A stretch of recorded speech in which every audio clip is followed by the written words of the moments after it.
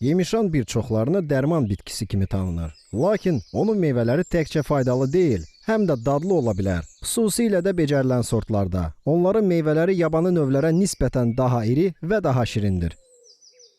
Yemişan tikanlı budaqları olan hündürkollar və ya kiçik ağaclardan ibarətdir. Yayın sonu, payızın əvvəllərində yetişən qırmızı meyvələri salxım halında toplanır.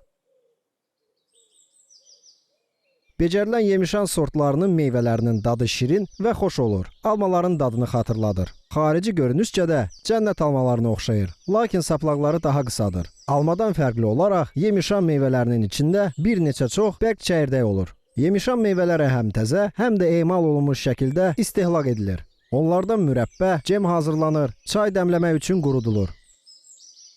Azərbaycanda yemişan şirəsi də çox məşhurdur. Bu şirə ölkənin Qusar rayonunda qırmızı və qara yemişan sortlarından sənaye miqyasında istehsal olunur.